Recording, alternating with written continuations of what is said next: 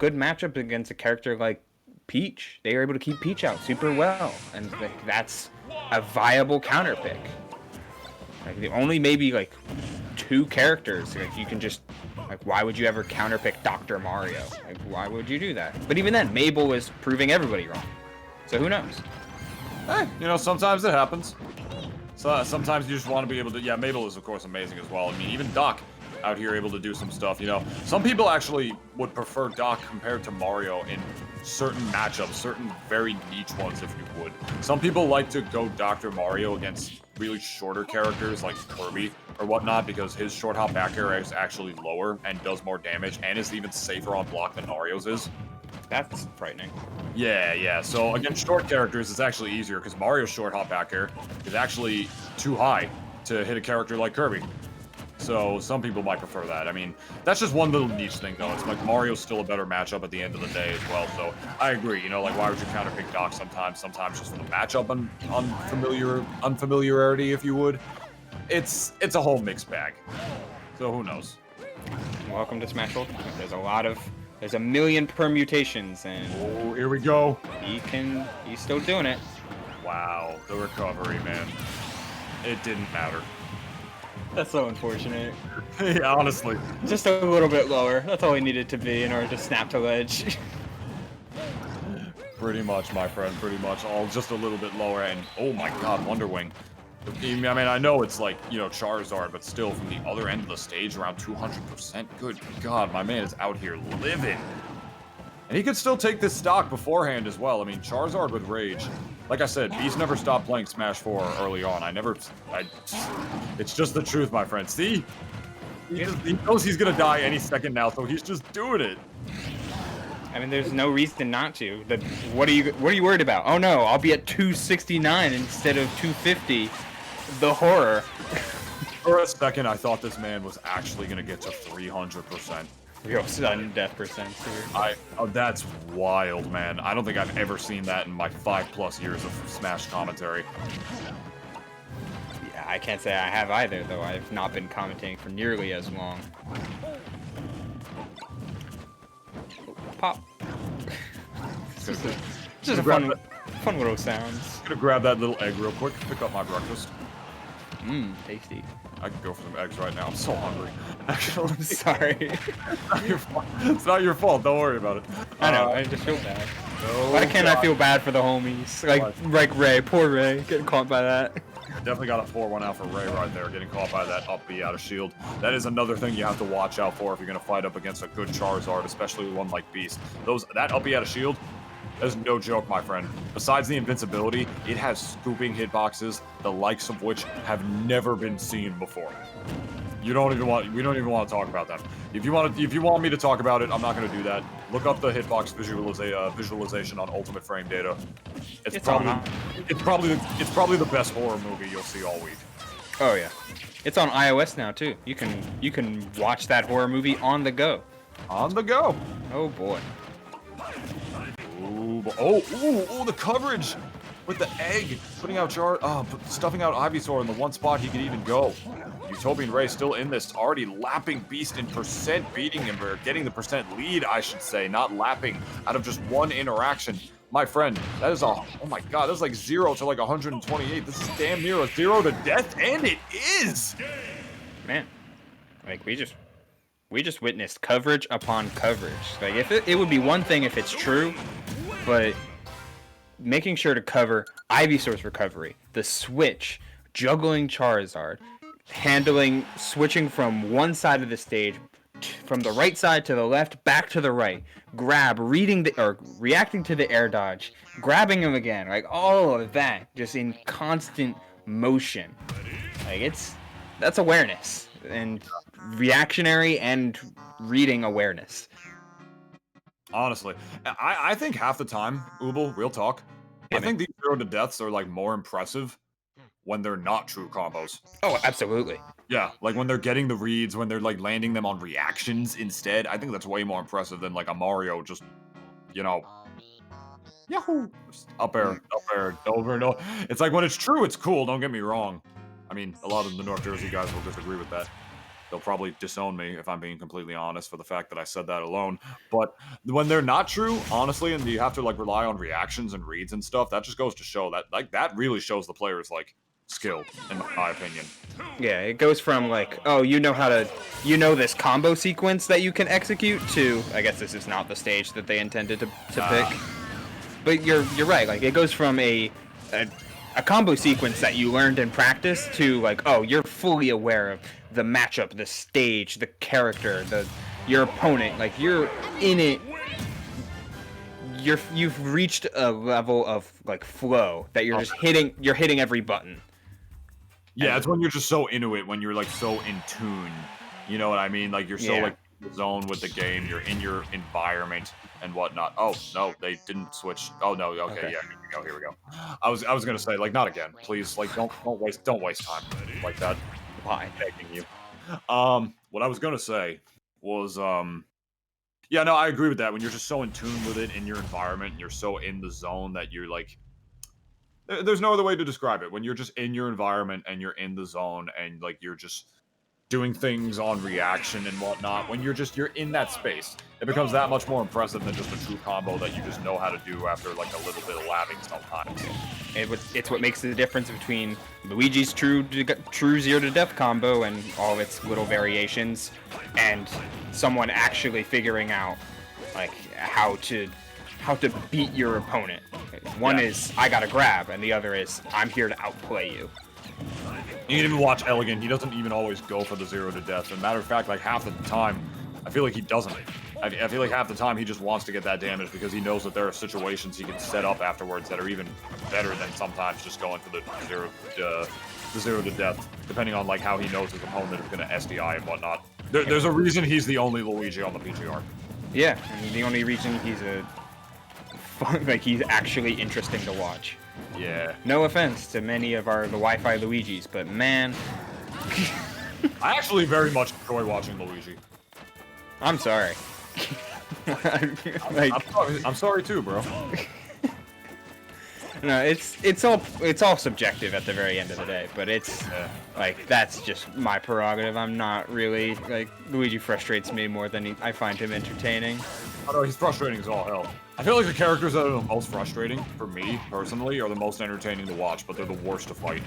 I feel like that's always just a thing. Oh my god. And like, we all have our opinions. Like, personally, I really enjoy watching Banjo. I think Banjos are can be really cool. Again, many characters can play really not, but like Banjo has a lot of tricks and traps and little things that in his kit that make a lot of his interactions a lot cooler than pull egg or shoot egg, pull grenade, like jump around. I don't know, but that's again subjective. No, yeah, I like watching Banjo too. Ain't no thing. Don't worry about it. Ain't no thing like a Banjo wang. You got 80 characters. You're bound to like some of them. Yeah, UtopianRay hasn't lost a stock yet. Also that. Hey, this is it's a weird remix of their winners set, but with Ray playing a whole lot more dominant.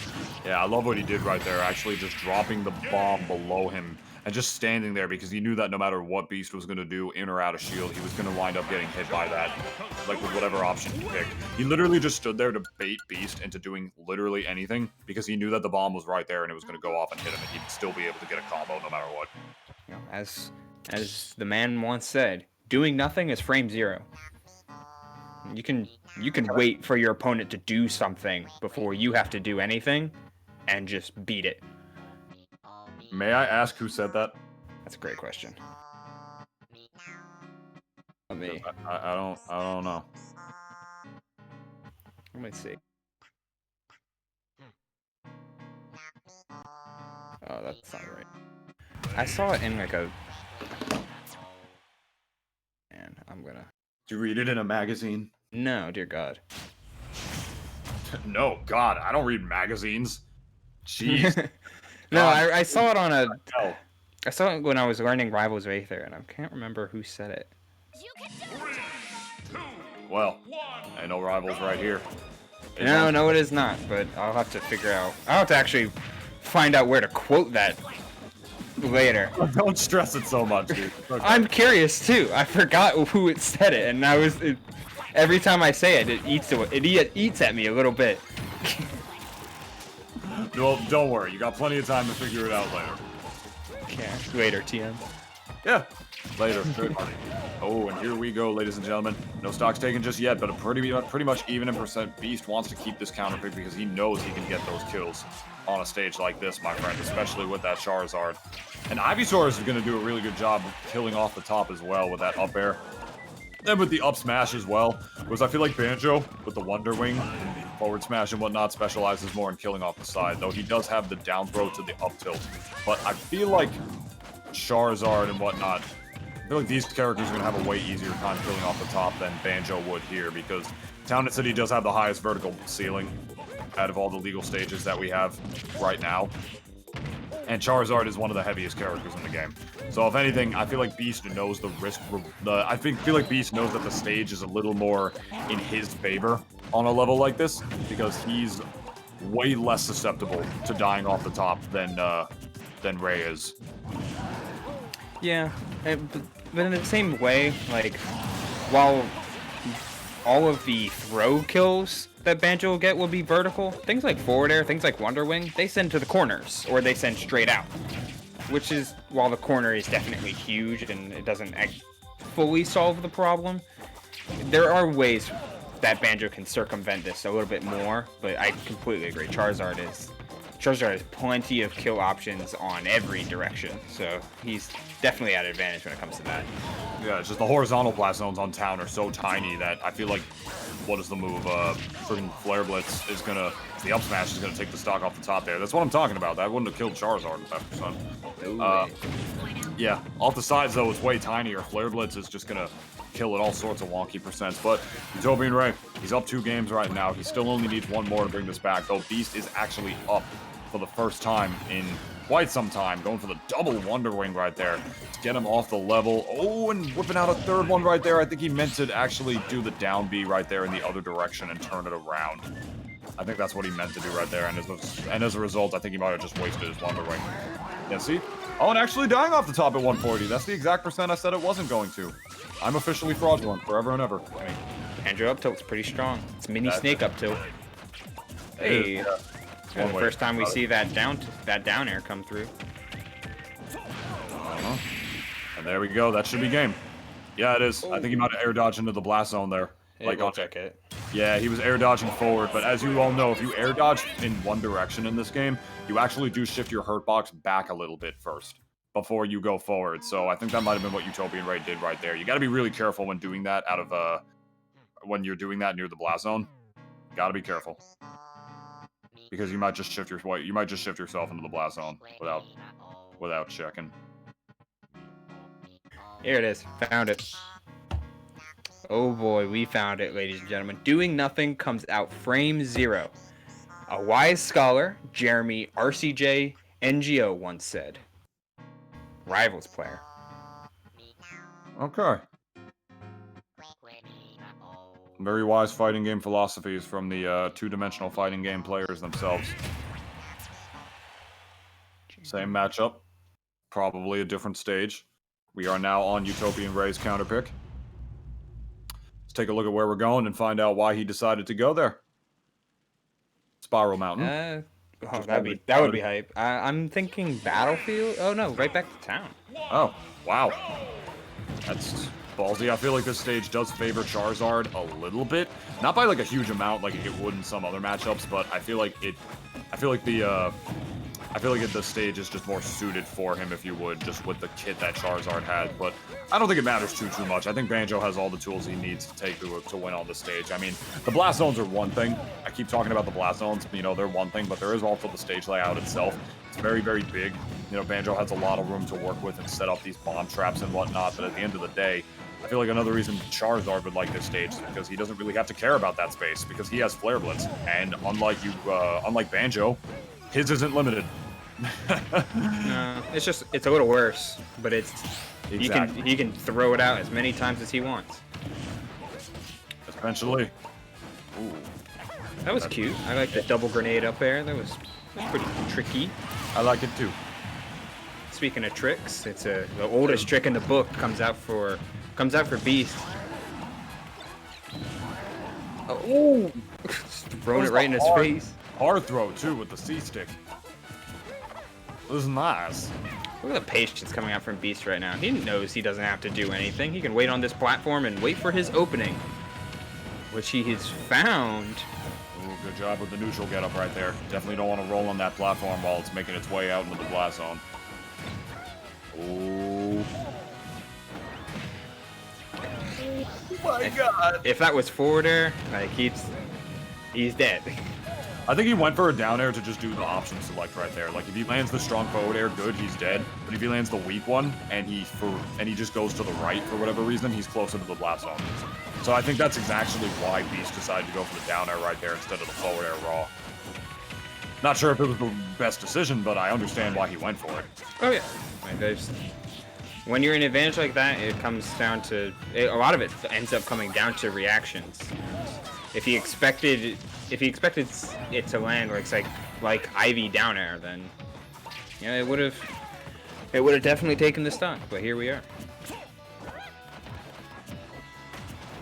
Look at this empty hopping coming out from Beast. He's not scared one bit of Ray's burst range. And while Wonder Wing is threatening, once your opponent gets down to less and less, it's harder to, or you're at just an overall lower percent, you don't have to care as much about Wonder Wing, and now they're all gone.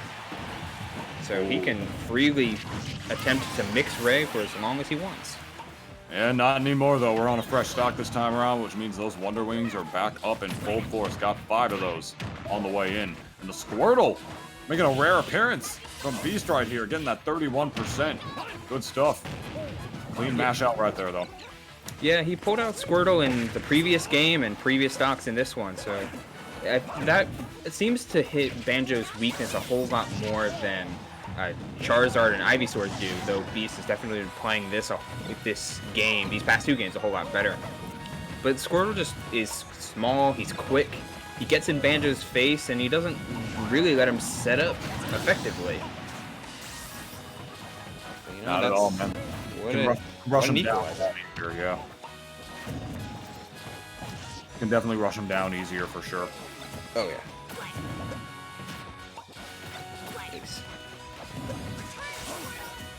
Alright, I guess he had enough of waiting around a Squirtle.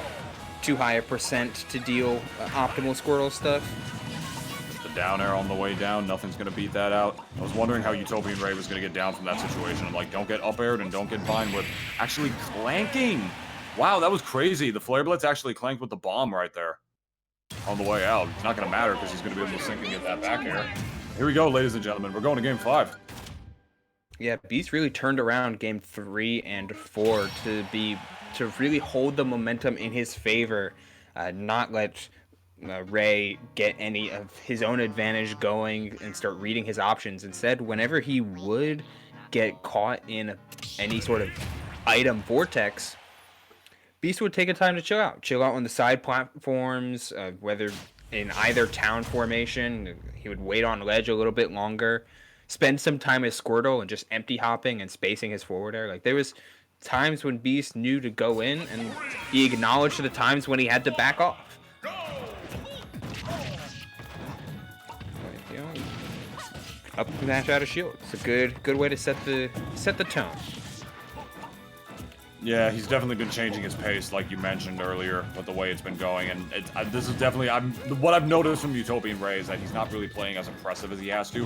He's really respecting a lot more of Beast options, especially in the neutral. Like, he's not just whipping out as many eggs or just pressing as many buttons in his face like he was before. Like, he's boarding the platforms and staying on them a lot more and just mixing up when he's on and off of them and whatnot. And in general, just playing a lot more with Beast in the neutral rather than around him, or just not caring about his neutral, if you would. Like, he's actually playing neutral with the guy now, you know what I mean? Yeah, he's exactly that. He's playing with him, and he's letting Beast go, like, take his turn, and they're both alternating back and forth. Yeah. He definitely wasn't letting Beast, like, take his turn before. Oh, like, yeah. what was happening beforehand is that Ray just had the oppression session out in full block, and Beast, of course, being one of the best Charizards in the world, you need to know how to play around that oppression session. out here showing you that he knows how to get around it, and as a result, UtopianRay has to adapt on his own as well, and as a result, he has to be a little bit more respectful in the neutral and just wait for his options and take the turns, like you said. Man, finding this kill has been just such a struggle for Ray these past 3 games. Like, Beast has lived to 180. He lived to 300 that one stock. Like, it's been more than a little bit difficult. He ends up finding that grab, and that's all it takes at the end of the day. Yeah, doesn't matter how much time there really was on the clock or how long it took him to do that. The fact is that he did, and there was only 15% on him at the end of the day. That's what mattered. Like, Beast did not get very much insurance on UtopianRay's second stock right here, and as a result, the game is so much more even than it needed to be for him. Oh, yeah. Absolutely. Running into these bombs just over and over again, even out of the shield. Oh my goodness, UtopianRay putting the pressure back on. He's been using the bombs in so many different ways. Not even just in terms of positioning and as a projectile like normal. He's been Z-dropping them. He's been holding shield with them. He's been placing them on the ground and whatnot when he can, and then just standing there and waiting for Beast to commit to an option. He's been doing a lot with those bombs, man. Very versatile, to say the least. Really shows his knowledge of this his profession with this character, if you would. Yeah, he uses them as a dashback tool just as frequently as he does making them, like, effectively dribbling them off the ground, throwing them up and down and all around. Like, there's no shortage of tools. There's no shortage of ways that can be used with a held item as opposed to just a straight projectile. And once he has gotten this lead, like, that's when Banjo can really show off his juggling game, as we see 3 up airs right there. His damage output starting to go wild, confirms out of the grenade or just straight up grabs. Oh man, catching, oh my god, that was beautiful. He caught the grenade that he threw in the air with the falling up air, and as a result was able to combo it into just another grenade by throwing it up, and then he was able to get a Wonder Wing out of that, man. That was really, really smart stuff. He definitely didn't mean to do that again. I don't know if he was trying to bait him to go into the ledge or something, but it's not gonna matter. UtopianRay. Yeah, it was a mix-up. I don't know if it was a mix-up or if he just messed up his down B again, but... Oh yeah, it was definitely not a mix-up, but it worked. It mixed up Beast. Yeah. So it was a mix-up.